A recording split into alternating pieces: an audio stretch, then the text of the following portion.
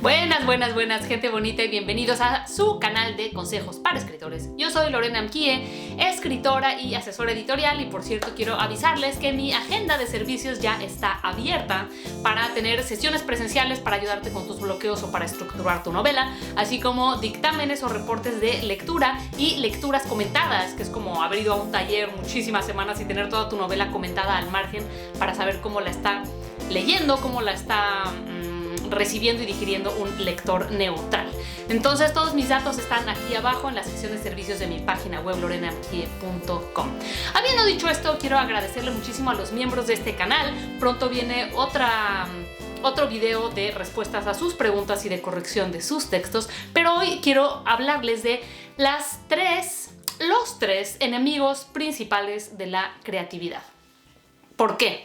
Porque tenemos una idea muy estereotipada, muy clásica de cómo trabajamos los artistas y de cómo se trabaja en general, muchas veces apoyada en la estructura capitalista de productividad en la que vivimos todos, que tiene que ver con trabajar muchísimo, producir muchísimo, porque la idea está en que entre más trabajamos y más nos esforzamos, mejor nos salen las cosas. Pero con la creatividad funciona un poquito diferente. La mente creativa, la mente del artista necesita diferentes cosas, así que vamos a hablar de estos tres enemigos principales y de cómo luchar contra ellos. El primer enemigo de la creatividad, en el caso de los escritores, es pensar en los lectores. Esto tiene muchas aristas, ¿no? Pero primero tiene que ver con que estamos siempre pensando en que la gente que conocemos nos va a leer. Esto en un primer nivel, ¿no? Y esto para gente que empieza, casi siempre están pensando en mi mamá va a leer esto, ¿qué va a pensar? Mi papá va a leer esto, ¿qué va a pensar? Mi novia va a leer esto, ¿qué va a pensar? Etcétera, etcétera.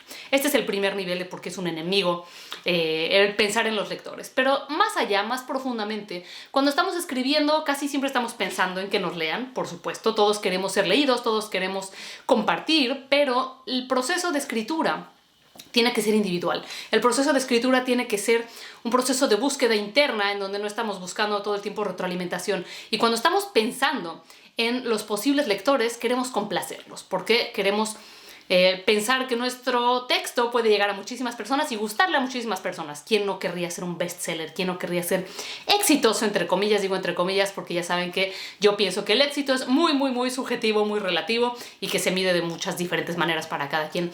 Pero cuando estamos pensando en complacer a los demás, cuando estamos pensando en escuchar las voces y las opiniones de los demás, dejamos de escuchar nuestra propia voz y nos perdemos.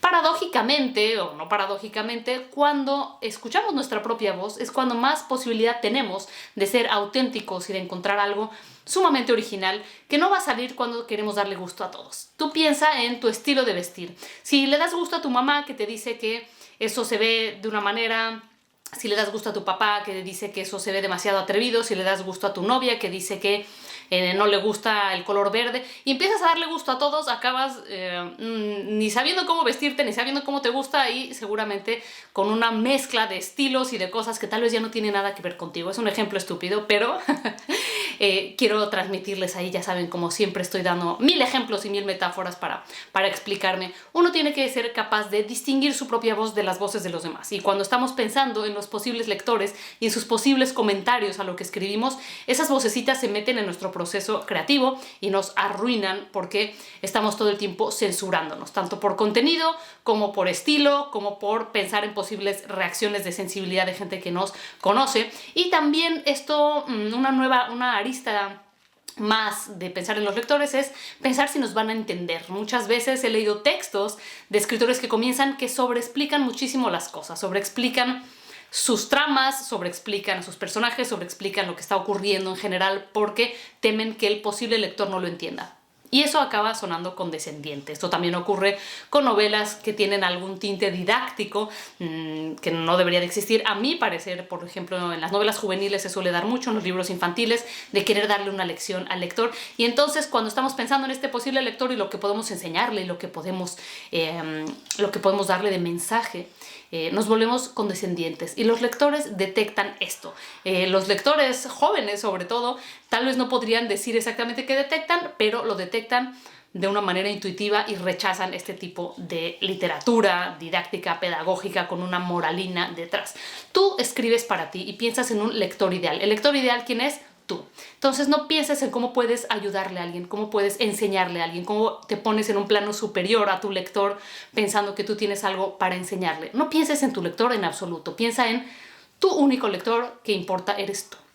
Escribe para ti, busca tu propia voz, encuentra tu propia voz, disfruta, sé autocomplaciente en el sentido de estar divirtiéndote, disfrutando, escuchando solo tus necesidades y tus intuiciones acerca de qué es lo que quieres escribir.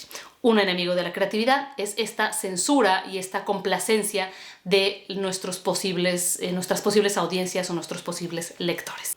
El segundo enemigo de la creatividad es la rigidez, y esta también tiene muchas aristas. La primera arista de la rigidez, y porque es una enemiga nuestra, es pensar en que tenemos una idea y nos sentamos a escribirla y que no podemos movernos de esta idea, ¿no? Voy a escribir una novela en donde ocurre esto y esto y esto y esto, y esto ocurre mucho con los autores que se denominan a sí mismos autores de mapa, ¿no?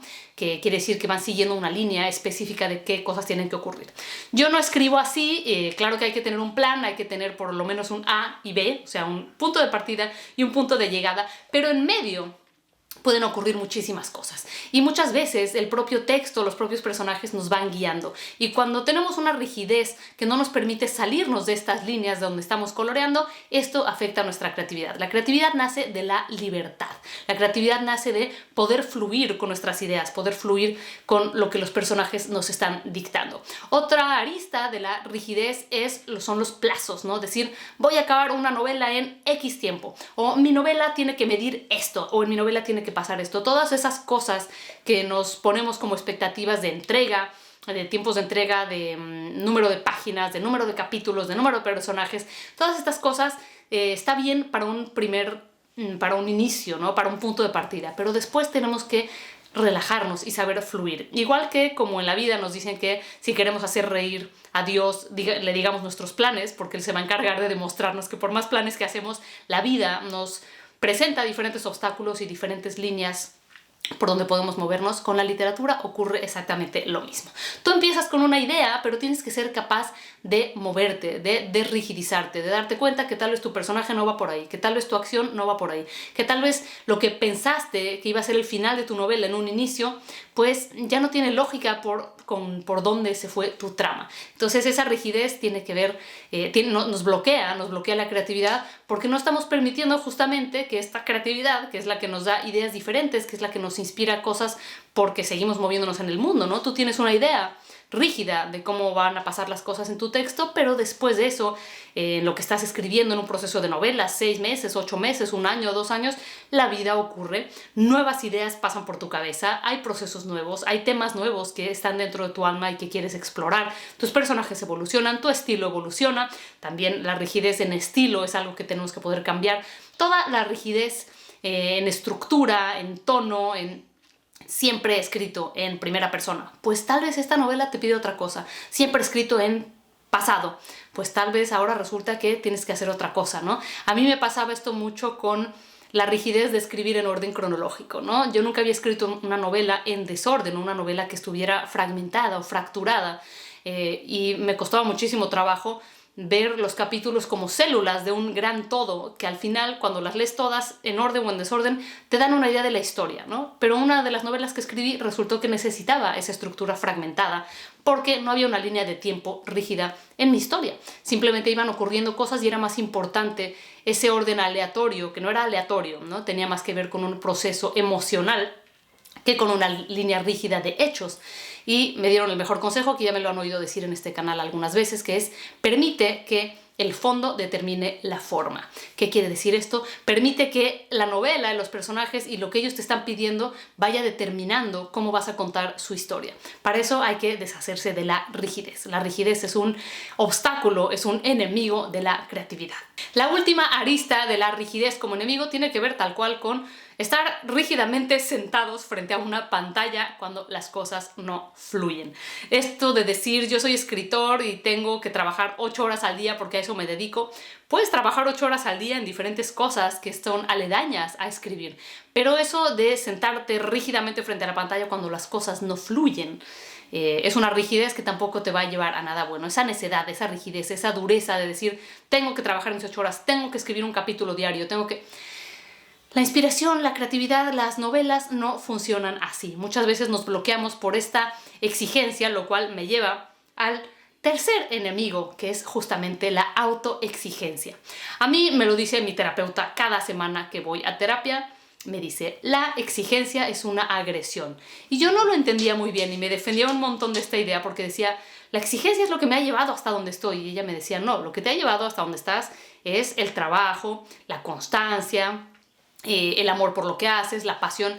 Cuando te exiges y te sobreexiges, eso no te lleva a nada bueno, porque tú las cosas las vas a hacer por las buenas, ¿no? Cuando queremos hacer las cosas por las malas, cuando le exigimos a alguien que sea nuestro amigo, cuando le exigimos a alguien que nos quiera, cuando le exigimos a nuestras musas que escriban hoy, que nos den hoy la respuesta, esto no funciona, ¿no? La autoexigencia y el perfeccionismo son un enemigo con el que yo lidio permanentemente y que estoy tratando de librarme o por lo menos de suavizar cómo me afectan el perfeccionismo y la autoexigencia, no solo en la escritura, sino en todo.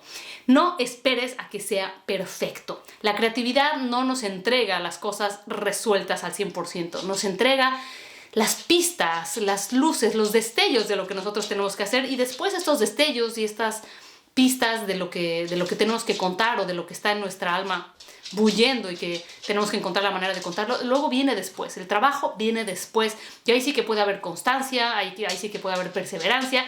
Yo no quiero decir que ahí debía de haber exigencia porque me están enseñando la lección de que la exigencia nunca lleva a nada bueno, pero sí la motivación, la perseverancia, la necedad, como siempre digo, la persistencia, la tolerancia a la frustración vienen luego. Pero a nivel creativo, a nivel las ideas que nos llegan, a nivel el momento ese tan mágico que hablamos de la inspiración, ese no llega cuando esperamos que sea perfecto. Nada es perfecto. Nosotros no somos perfectos. Este video no es perfecto porque el chaparro se acaba de sacudir. Nada tiene por qué ser perfecto y tampoco tu novela tiene que ser perfecta. Así que no esperes a que sea perfecta. No te quedes sentado tiesamente, rígidamente en el primer capítulo esperando que sea perfecto para seguir avanzando. La creatividad es un río. Uno tiene que aprender a fluir con él y a veces se va por lugares donde no esperábamos y tenemos que navegarlo. Nosotros no podemos encauzar al río a donde nosotros queremos. Tenemos que navegar en él y disfrutar de lo que nos está mostrando a uno y a otro lado de la corriente. Entonces, a veces hay que salirse de las líneas donde coloreamos para que salgan las mejores cosas. A veces esta rigidez de ir por el camino que habíamos trazado no nos permite ver que a uno y a otro lado del sendero había mejores cosas y eso nos bloquea, nos hace quedarnos paralizados. Así que aprender a fluir, aprender a exigirnos menos, a no ser duros con nosotros mismos, a no esperar a que algo sea perfecto para escribirlo, a que una estructura sea perfecta, que una idea esté totalmente bien pulida para empezar a escribirla. Estos son los enemigos de la creatividad y tú puedes contra ellos. Adelante.